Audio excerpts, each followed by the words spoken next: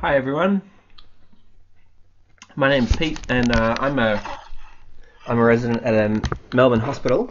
I was asked to give a talk on delirium and I thought I'd record this and share it with you all. Hopefully you might be able to get some use out of it. So essentially this is delirium in a nutshell in half an hour. Set my timer. Alright, so what is delirium? Well, it's kind of like acute brain failure, if you like. This is a beautiful CT slice, and it's actually made up of paper. It's by this lady called Lisa Nielsen. She's got some beautiful artwork out there. A lot of them slices, like CT slices, of kind of body art with paper. Really beautiful stuff. I'll show you a close-up a bit later. So to keep you interested, have a think about these questions. You'll have the answer to all of these questions throughout the presentation. So the first one is an actual Royal College of Physicians exam question from 2007. Excuse me. So what is the most useful feature when you want to differentiate delirium from dementia? Is it A, B, C, D, or E? So is it the inability to count backwards from 30, the failure to recall 3 items after a 3-minute delay, disorientation to time but not place or person, paranoid delusions, or sleep-wake disturbance with nocturnal wandering? Excuse me. So which of those is most useful to differentiate? Now these are all true or false. So true or false, delirium is usually marked by aggressive behaviour. True or false, drugs are the first line treatment. It's relatively uncommon, especially in younger ICU patients. Family members aren't reliable at detecting delirium. Benzos should routinely be crossed off on admission to minimise the delirium risk. Have a think about those. And this is what we're going to be talking about. The definition, the classification, risk factors, causes, how you diagnose it, how you treat it, what the prognosis is, a few examples, and then we'll get to the answers to the questions here. Alright, so first things first. What's the etymology? Where does the word come from? Well, if you've done any medical school at all, you'll know that D means that not or loss, and liria. I'm not sure if that's how you say it, but I certainly didn't know this before. Apparently it means furrow, and it's kind of an old ploughing metaphor, to go off the furrow, unlike this guy here, who is doing a very straight and narrow job. He hasn't gone off the rails, so to speak. Dementia is loss of mind. History, so it's been around for a long time. Obviously it's probably been around for as long as humans have been around. But as far as descriptions go, Hippocrates described delirium-like syndrome, although he didn't use the word delirium. The first guy to use the actual word delirium was a Roman encyclopedist, not a doctor, but a guy that did a lot of medical work, and he used the term delirium in the manner in which we use it today. Modern day, though, Associate Professor Sharon, I'm not sure how you pronounce it, Inouye, maybe? Inouye? Anyway, she wrote the first paper on the CAM, or the Confusion Assessment Method, in 1990, and has been a prolific publisher in the area of delirium. So a lot of the references you'll see are actually papers written by her, or partly by her. So how common is it? Well, in a word, very.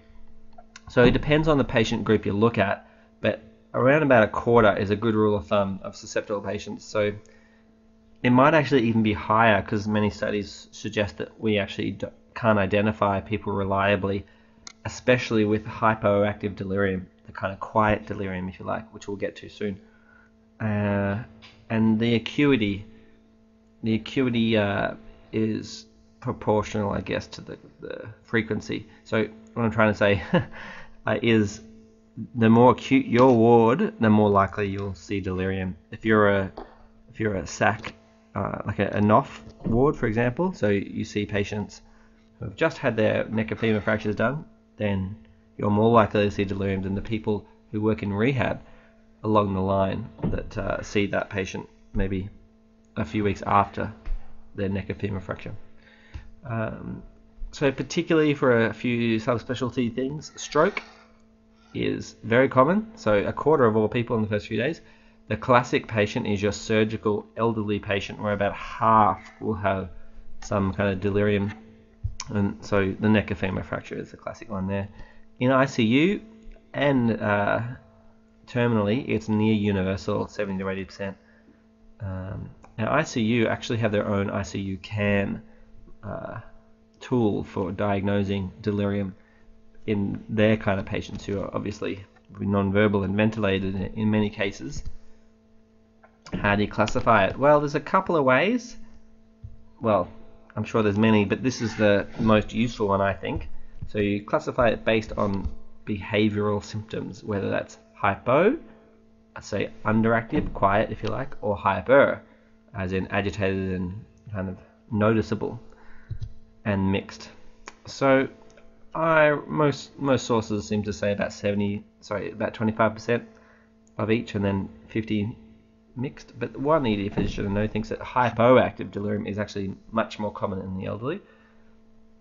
As a rule, delirium is more common in the elderly, and particularly hypoactive delirium. What will they behave like? Well, they'll be the ones that are quiet in the corner, not bothering anyone, just kind of like quietly off the tree, if you like. And that can be a problem because that can be a problem because the prognosis for these people is generally worse than the hyperactive delirium. And it's is that just because we don't notice it and therefore it goes on for longer? Who knows? But another theory is that hypoactive delirium is really just part of the natural history of delirium, in that you usually get the hypoactive delirium that precedes the eruption into a hyperactive delirium. So when they're hypo, you have a chance to nip it in the bud, so to speak. That's just a theory, not conclusively shown. Now let's move along here. So hyperactive, so another quarter. So these guys are the guys you'll know of. You'll be able to picture in your mind. You've seen them on the wards many times, I'm sure. They're agitated. They're fiddling. Is that? Well, hopefully not fiddling. They're fidgeting, and they might be wandering around. They might be pulling out their IV lines, calling out. These guys are the noticeable ones. So you're more likely to get paged about the hyperactive person than the hypoactive person, obviously, because they're not. Hypo is not really annoying anyone. It's more common in the young, apparently, but as a whole, delirium is more common in the elderly. Heightened arousal, or you might hear another term called hypervigilance, in that they're always looking around, distracted by noises outside their room. So what's the definition? I've just written a little brief definition here. So it's acute, it's confusional, with fluctuating consciousness and the inability to sustain attention, very important that bit, that usually has a treatable cause, and it's usually brief and reversible. So I just put here, simply put, it's sudden onset of confusion. Some people actually call it or classify it as acute confusional state, obviously completely separate from dementia, although having dementia is a risk factor for having delirium and vice versa. Inattention, this is the big one. This is virtually pathognomonic for delirium. And just interestingly, if you think about a lot of other disease processes, you could call them delirium, really, or they would meet the diagnosis criteria for it. For example, acute hepatic encephalopathy. You might think about that as kind of on the spectrum of liver disease, but really it's a delirium that has that specific cause. And I think that this brain failure way of thinking about it is quite good. It really appeals to me because it's akin to many other types of failure, if you like. So there's acute kidney failure, or kidney injury as it's now called, acute hepatic failure, etc. So, and they all work with this kind of model of two things: an insult and a vulnerability. How much reserve do you have, and how much of an insult have you taken? I'll explain that a bit later, but just to go back to this acute versus chronic thing. Simply put, acute brain failure can be thought of as delirium, and chronic brain failure can be thought of as dementia. And I think these kind of words are useful for talking to families about, rather than delirium or hypoactive and all that kind of stuff. That delirium has a lot of kind of connotations to it that sounds like crazy or something. But you can just explain it that if there's too much of a strain on the brain, it's got too much to handle at the moment, it can go into some failure, just like the kidney can. The DSM, obviously that's the Diagnostic Statistical Manual of Mental Disorders 4, and the new one 5 has 4 diagnostic criteria and 2 optional. So the first one is a disturbance of consciousness with a reduced ability to focus, sustain, or shift attention. So that's absolutely important. They have to have this inattention. As I say, it's virtually pathognomonic. They have to have a change in cognition that's not better accounted for by an existing dementia. So you can't just be little old Gladys who's been demented for the last 5 years and all of a sudden someone's calling it a delirium and there's been no change at all. She never knows where she is. That's not new. So that's not delirium. There has to be evidence from history, exam, or investigations that the disturbance is caused by something. It's generally a medical condition or a drug, and the drug is either too much, i.e. intoxication or overdose, or too little, i.e. withdrawal from, say, benzos or alcohol, 2 biggest ones. Now, I've just written this here just to note that you've got to look a bit further. So a young guy, 55, having an AMI, he might present to the ED saying, I've got chest pain, and you might be able to investigate that and do something about it. But an 85-year-old man, rather than coming and saying, look, I've got some chest pain here, their presentation might be delirium rather than the actual chest pain. So you've got to look for the cause. How far do you look is another matter. We'll get to that soon. And there's a few extra bits and pieces. But we shall skip over that and go straight to risk factors. So we split them up into patient, environment, and pharmacologic risk factors. Firstly, though, is it even important trying to look for and treat risk factors? Well, yes. It's worth the time because you can save people from some potentially bad outcomes. Delirium is not a benign condition, as we'll get to, and if you can save 30% of people getting delirium, well, that's an excellent thing. Also, it's good for the hospital system at large. There's a 30% reduction in hospital stay, and the hospital stay, just inherent in that is some great, it's great cost savings for the hospital, but it's also great for the patient on an individual level. They're much less likely to then go on to get a hospital-acquired infection, etc. So the patient, what kind of risk factors? Well, I guess it's the classic one is your elderly lady having a neck of femur fracture repair. So they'll have some pain. They'll probably be dehydrated. They might have been on the floor for a while. They're going to have some surgery, and they'll be elderly. They'll be immobile because they have a fracture, and they may have a hearing or visual impairment. So this is why it's so important to ask the question: do they need hearing? Do they have a hearing aid? Do they have any glasses? Make sure they have that with them and that they're using it.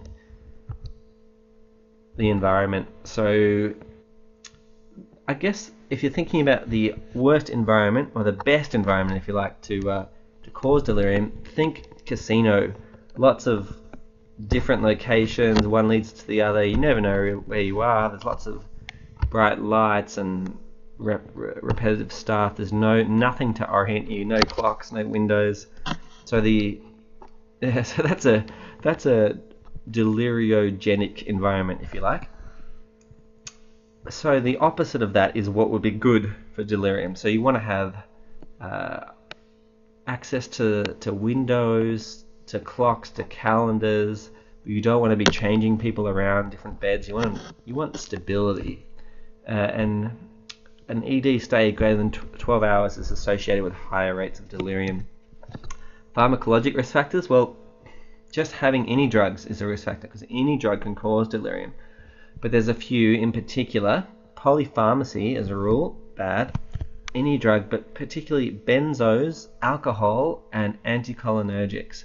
Some say opioids as well, but there's a flip side to that, and that pain also causes delirium. So you want to, it's a balance really. You don't want to be tanking someone out on a whole bunch of opioids, but you want to make sure you get on top of the pain as well. There's a really interesting study that I'll get to later looking at hip fractures and delirium rates being lower in opioid use. So what causes it? Well, anything really. But I think a really good concept here to think about is the physiologic reserve and the degree of insult. So just like I spoke about before, just say someone has a acute kidney injury. Excuse me. So if you're a young man, say 20 years old, it would take a lot to push your kidneys into acute kidney injury. You'd have to go without water or have some trauma or something like that to push you over the edge, because you have a lot of physiologic reserve. So therefore you would need a big degree of insult. The opposite is true for an elderly patient. So again, for a young person, it might take a big car accident or something to push them into delirium because they have so much physiologic reserve in a brain sense. Versus little old Mavis who comes in with a UTI, she doesn't have much of a degree of an insult, just a UTI that wouldn't make a young person delirious, but she doesn't have much physiologic reserve because she's 85 and she's already got some dementia. So I think that's really useful because it's similar to many other kind of medical things. So number one cause, I went around the hospital a little bit and asked a few people, just anecdotally, what's their experience and who gets delirium, would they say. So the psych registrar said that alcohol withdrawal is probably their biggest culprit. The neck of femur fracture unit, their resident said that urinary and fecal retention is their one, and they actually even routinely do abdominal x-rays to look for fecal loading. The geriatric evaluation unit, their resident thought that pneumonia, maybe UTI, was the big one, and the rehab registrar thought that UTI was the big one. But basically it's either one of two things, well, three if you count a mix as the third thing. So one, drugs, too much, as in overdose or toxicity like digoxin, or too little, particularly two things, alcohol and benzo withdrawal. And I think it's important to do a thorough exam. This is why, I mean there are many reasons of course, but little old Mavis, who's got a bit of osteoarthritis, and she's got a fentanyl patch for that, and she put one on Tuesday, and then she put another one on Thursday, and then before you know it, she's got like 65 fentanyl patches all over her. Not really, but it's worth checking for. It's something that does happen. And the second one being a medical condition, like an infection somewhere in the urinary tract or in the lungs, or an electrolyte disturbance. Third thing being a mix of the two. So here's a more thorough mnemonic if you're into that kind of thing. I watch death. So I for infection, for example, urinary tract, pneumonia. Withdrawal, so the two key ones are alcohol and benzos, but it can also be opioids or any other drug. Metabolic, acute metabolic rather. Hypercalcemia, dehydration. Dehydration's a big one, which we'll get to later. Trauma, stroke, hypoxia, or rather, hypoxia. So it's not just someone who needs oxygen, for example. Like it could be again little old Mavis who's come in with a neck of femur fracture, and her HB was only 9 to start with, and she lost a couple of units, and now she's HB of 7, and it's pushed her over the edge, and she's getting some heart failure because of it. Or they might have an AMI, and again, just like that young person we spoke about that can describe to you that they have chest pain, the delirious elderly patient might not, so that's why you always have to do an ECG. Drugs and deficiencies.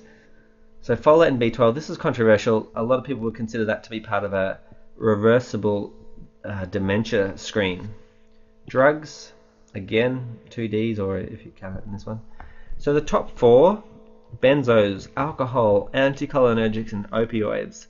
So the top four anticholinergics that you might not think of, but are quite common: amitriptyline, or nortriptyline in the elderly, promethazine or phenergan or prochlorperazine, so little old Mavis again, who has maybe some vertigo, she's been on Stemetil forever. Tiotropium, ipratropium bromide, I'm not sure about them. So they're anticholinergics, but I wonder how much delirium they actually cause. If anyone has any studies, that'd be great to know. Endocrine, so glucose, vascular stuff, we've spoken about. The toxins, we've spoken about digoxin, are they on dig? And apparently Wilson's disease can cause it, or any kind of heavy metal. Not that I've ever seen that, but it's on the list. So how do you diagnose it? Alright, well we've seen the DSM, the ICD-10, they all have their own little way, but they're essentially just a rehashing of this CAM. So the confusional assessment method, as first described by that lady, Inouye. Is that how you say it? I don't know. But there's a whole big like bunch of 9 or 10 questions here. But we're really only interested in the first 2. So you've got to have the first 2, and then you can have either 3 or 4. Well, you've got to have either 3 or 4. So number 1, acute onset. It's got to be acute, hours or days. And to do that, you're probably going to have to talk to the family, ask a few questions, get a baseline history. Inattention. So this is pathognomonic. This is essential.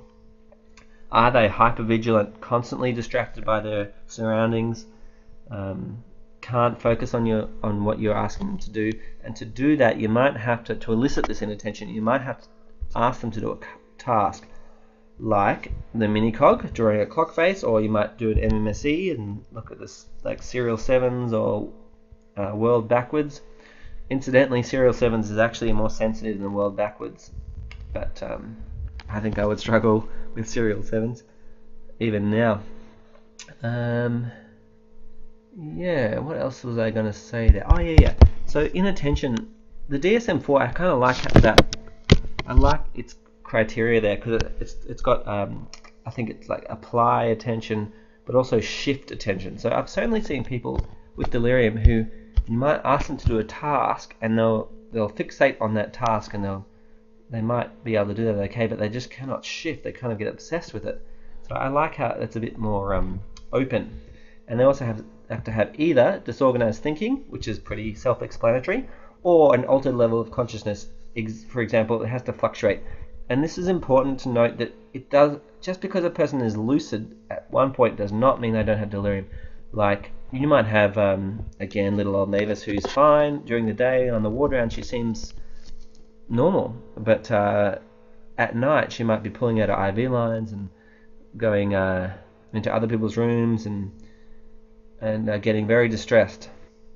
So it's important to read the night nursing staff report if you can. It might come out then, and you might not notice it. All right, how good's the test? Well, it's pretty good. Pretty good sensitivity and specificity. The clock test. This is awesome. It's quick to do, and it tests what you want to know: attention, and also it tests executive function, and actually a whole bunch of other stuff like visual spatial organization, visual memory, comprehension, motor control, for example. And unlike the MMSE, it's not dependent on education or kind of background. Most people know what a clock is and how to draw it. It doesn't really matter how much education you've had. But unlike the MMSE, where a tertiary level education actually should score you 2 points higher, so the threshold for dementia might actually be higher for someone who's had a tertiary level education. So that's why whenever you're doing an MMSE, you have to write down and note what their level of education is. And you can executive function is tested, especially if you ask them to write down the time. So make the clock have hands that show 20 to 2. I think 20 to 2 is quite good because it's a bit confusing. The 20, someone who's a bit delirious might want to go for the 20 past thing. Alright, so these are, I really like this.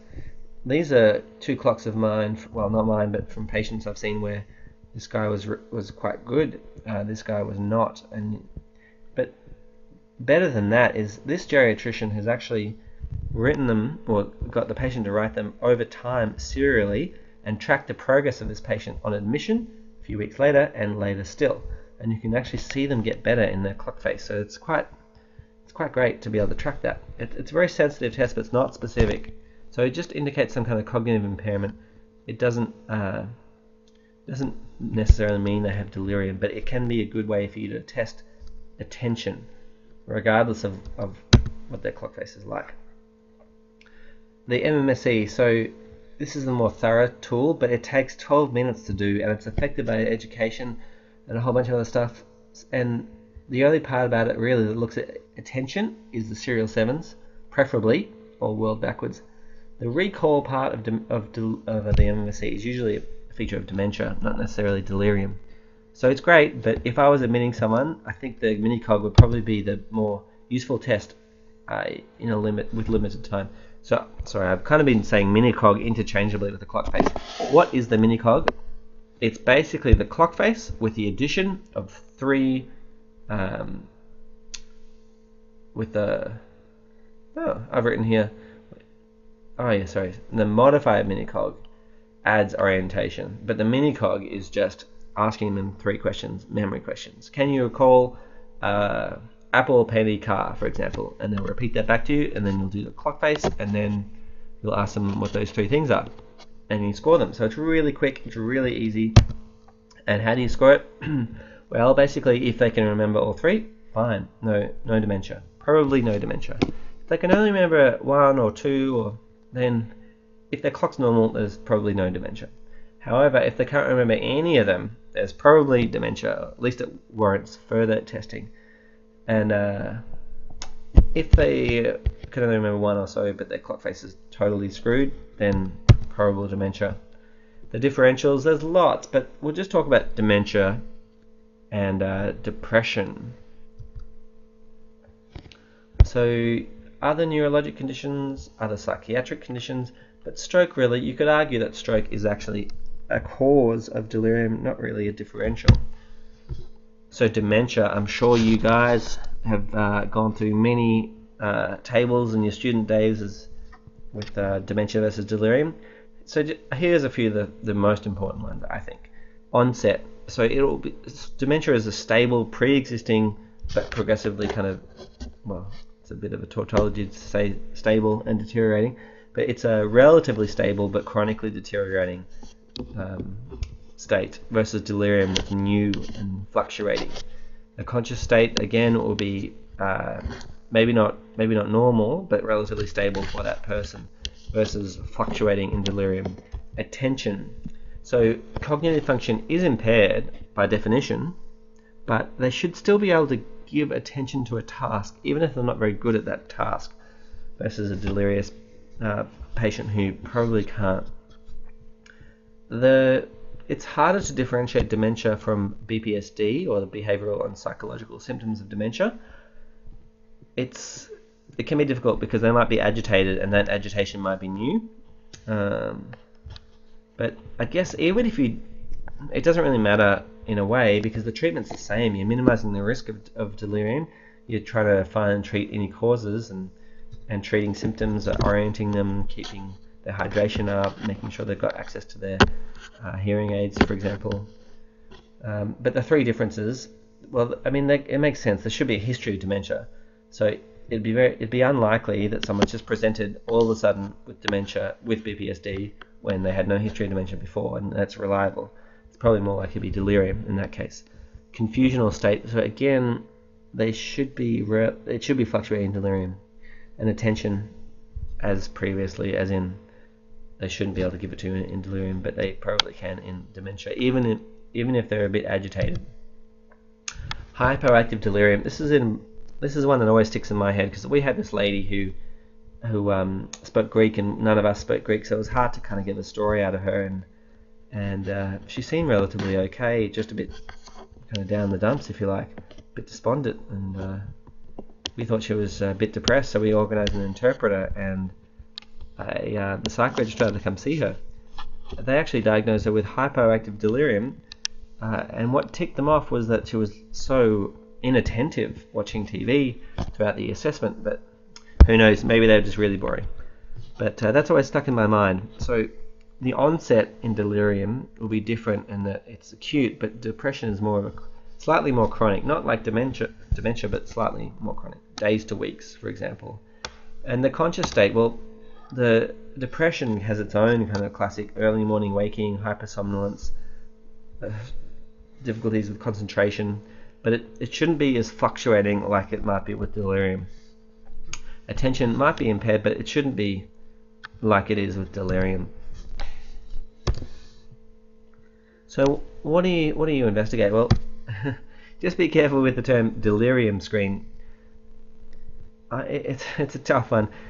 Some consultants would balk at that term, but yet they might actually suggest that you do a bunch of investigations for everyone at the minimum. And isn't that called a screen?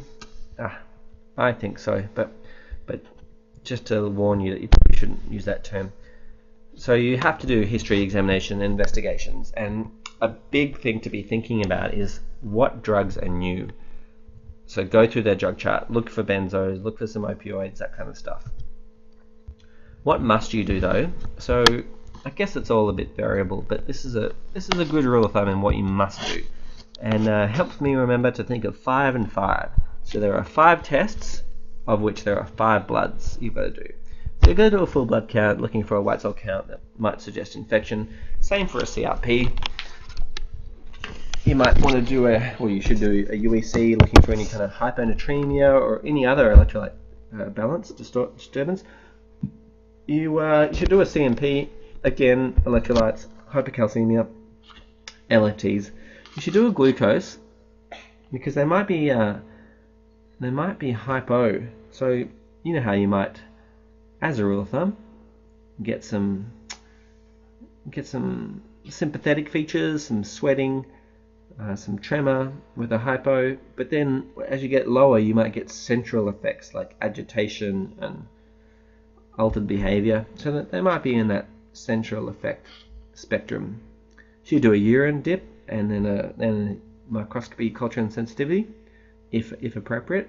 You should do an ECG, because as we discussed, they might be having a heart attack and they might not be able to express that.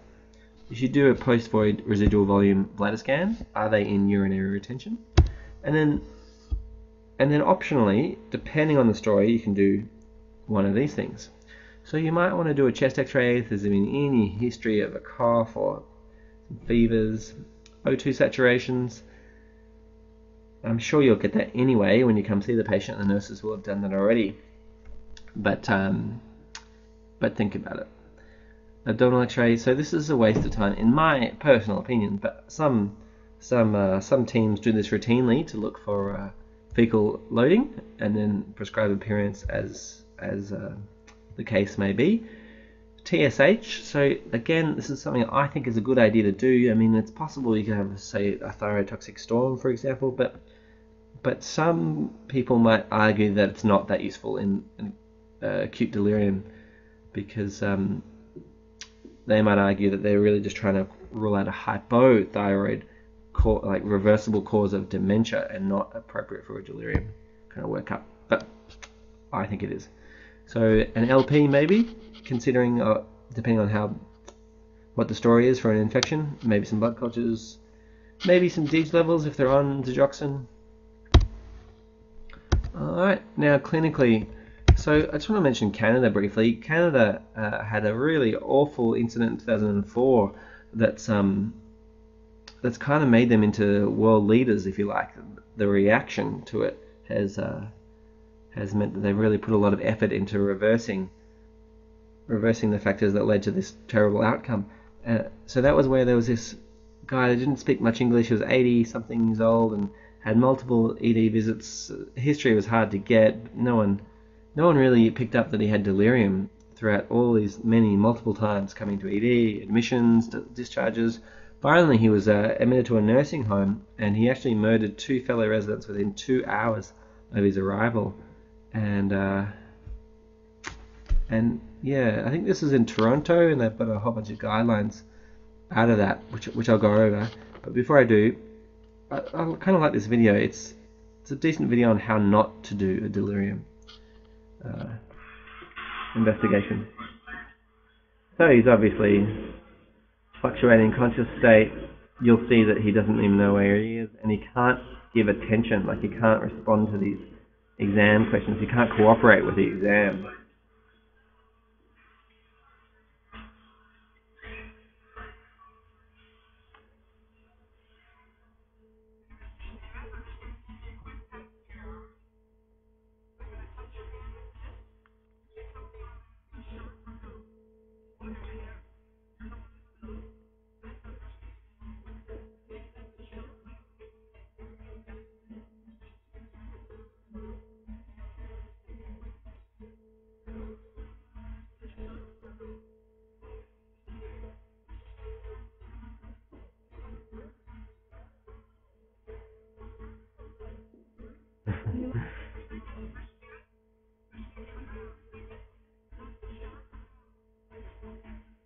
Okay, so obviously no idea what's going on. Oh, now this is a really good little algorithm, I think. I think this is from the Toronto group. So if we just follow this down, it's pretty self-explanatory. Do they have delirium already as a diagnosis? Well, yes. Then we can skip all this and go straight to the treatment or the investigation. Do they have any features of delirium? Well, if so, we can just go straight to assessing them to have delirium, and if they do, then we'll investigate and treat. But for the vast majority of patients that come in, say, to emergency, if they have 2 or more of these risk factors, then you've got to assess them. So, for example, 75-year-old Gladys comes in because she's got some burning in her urine when she passes urine. So she's 75, and because she's 75, she's probably on a whole bunch of medications. So she would score 2 or more risk factors and get assessed as routinely. Or if someone's a bit younger, just say 55-year-old Doug has fallen off a ladder and he's broken his ankle and he has hearing aids. So he's 55, he's got some immobility, he's got some hearing aids, so he would get assessed too. Versus if I'm a, say, 21-year-old guy who's got a laceration, no, I don't get assessed. Unless you think it appropriate, of course. So if that's the case, you assess them, and then based on that assessment, either they are positive, CAM positive or CAM negative. So CAM is either, sorry, I should have said, it's either yes or no. It's not a qualitative thing. So if they have it, then you've got to investigate why with this stuff. So note that they actually include a chest X-ray routinely. But if they don't have it, then that doesn't mean you're kind of out of the woods, so to speak. You've got to follow up. So you've got to recheck again in 72 hours. And this is really nice because this reflects the fluctuating nature of delirium. You might have just caught them in a lucid state. You've got to take this opportunity to follow it up and to minimize risk factors, which we'll go through on the next couple of slides. Alright, so treat the cause, treat the symptoms. So the risk factors, you've got to maximize their sleep. You want to make it a nice quiet environment overnight, turn the lights off, maximize their perception, so make sure that they're wearing their hearing aids, they've got their glasses on, ensure that they're hydrated. Dehydration is another cause, so you want to make sure they have access to drinking water. You want to have a jug of water at the bedside they can easily just access as needed. You want to orient them as much as possible, so think of the opposite of the casino. You want to have some windows, you want an environment with not too much but not too little stimulation. You want family to come in and visit them. You want some familiar objects like some pictures of the family. And you might see in hospital wards, a lot of this stuff is already done. Like they'll have a board that has the date and the time and the season and stuff written on the board. And they might have a board dedicated for as a placeholder for patients to put up pictures of their families. And if all of that is still kind of failing, a special is a really good non-medicating way to make sure someone's safe. But if you really need drugs, then here's a nice little pathway. The only 2 reasons why you actually need drugs, those 2 indications, if they're a risk to themselves or others, and you've just got to get control of things pretty quickly, or if they have distressing symptoms, like they're hallucinating and agitated and obviously very distressed by all this. There are a few scenarios where pharmacologic management is not indicated, like if someone's just wandering, just harmlessly wandering about and they just need redirection, then giving them an antipsychotic is probably not going to be very good for them, because obviously an antipsychotic just adds a falls risk to someone who's already wandering around, and it's not going to be effective, and they might just fall over in an unmonitored part of the hospital, which wouldn't be very safe for them. So got to think about what's safe for the patient. And principles: oral is best, lowest dose is best for the shortest possible duration. And this is a nice little guideline from Melbourne Hospital. As a rule of thumb, you can just treat with haloperidol. Haloperidol 0.5, or you can, I just remember 0.5, 25, 0.5, because you can halve all these doses. So give them half at the start. Lowest dose possible, remember that principle. So haloperidol, unless they have either quetiapine or Lewy body dementia, in which case sorry, did I just say that right? Haloperidol unless they have Parkinson's or Lewy body dementia, in which case quetiapine, or because Lewy body dementia patients can be so sensitive to antipsychotics, you might just want to go straight to the oxazepam, maybe. Discuss this with your registrar, because the reason why you don't want to give haloperidol obviously is because you don't want to be antagonizing their dopamine receptors when they already have a kind of natural deficiency. And if that doesn't work, you can do it again. If that doesn't work, you can go to risperidone.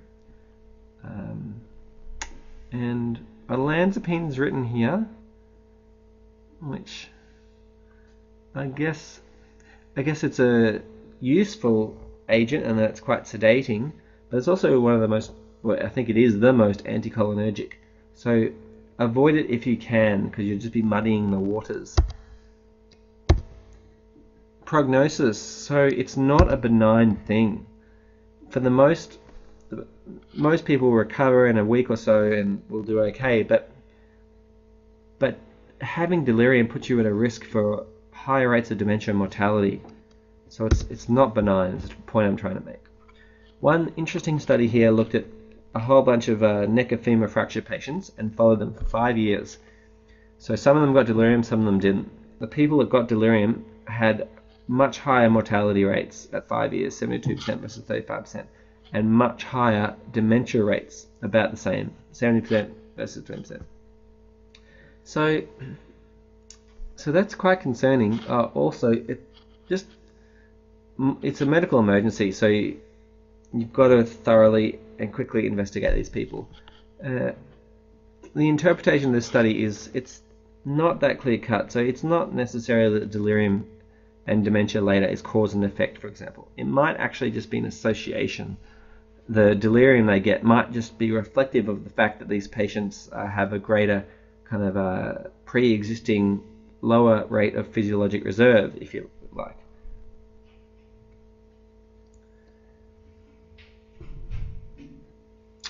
And the prognosis is actually better if there's any kind of reversible cause, like if they have a hip fracture that you can fix, they're more likely to get better than the gen med patient who's got everything under the sun wrong with them.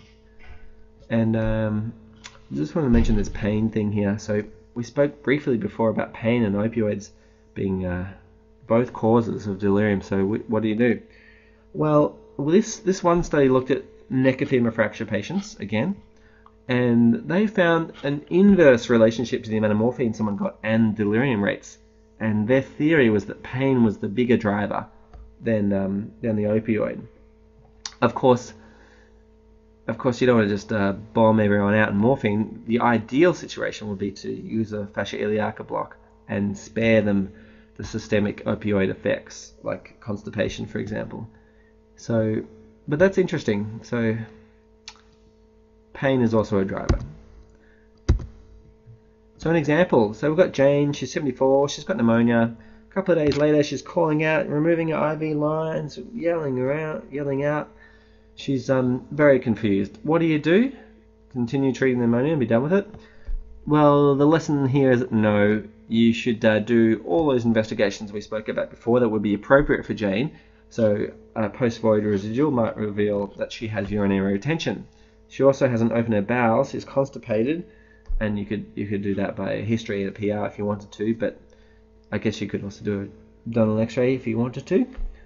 And then you ask her family she also needs some hearing aids and some glasses, and you get that all fixed up, you get her glasses, her hearing aids, and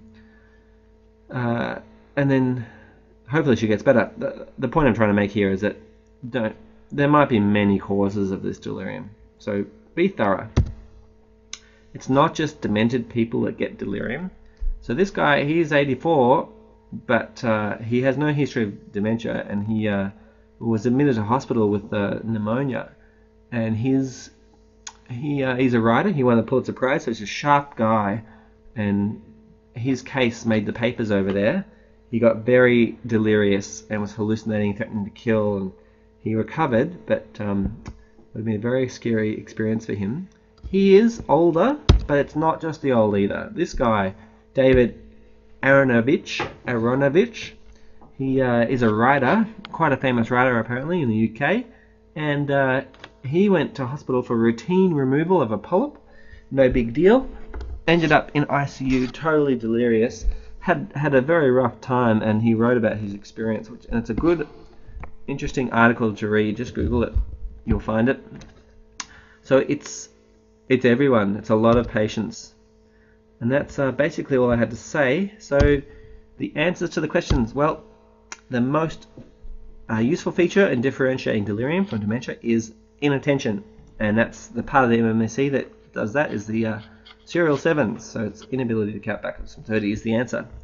Failure to recall 3 items, well, that might be part of it too, but recall and memory is generally more reflective of their dementia rather than the delirium. Disorientation, well, sure, they might be disoriented in both, but it's not a very specific thing for delirium. Paranoid delusions, so that's more a feature of psychosis, and it might be consistent with the dementia, particularly say Lewy body, but not very sensitive for differentiating. Sleep-wake disturbance, nocturnal wandering. So again, it might be the case, but it's not specific. So the answer to all previous questions are they're all false.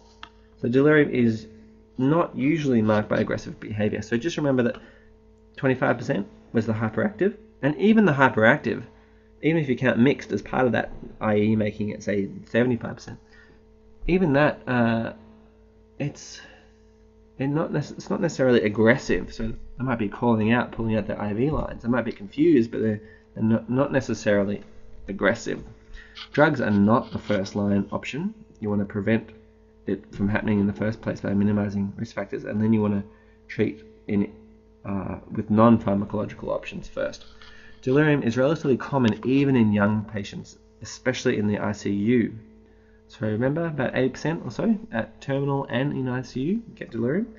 Family members are often quite reliable in kind of maybe not detecting delirium, but cluing you on to the possibility. So they might just mention that Mavis is not quite right, and obviously they know her far better than you do. So listen to the family, listen to what the nurses have to say in their night reports. Benzos should routinely be crossed off on admission to minimize delirium risk. So I guess you could argue that yes, benzos as PRNs should not be used if you can possibly avoid it. I know one geriatrician who apparently has never written a temazepam PRN order or stat order, and avoids them like the plague. But the other side to that is that you don't want to send someone into withdrawal. So the short answer is, if they're on benzos already long term, you don't want to be sending them into withdrawal. So just keep what they've got, but avoid PRN benzos. You can argue that it's a good idea to take them off the benzos at some point, and sure, that's valid, but maybe it's best to do that after they've got over their acute problem. So that's all I had to say. Thanks so much for listening, and hope you got some use out of it. Any questions, just send me a message. Thanks, bye.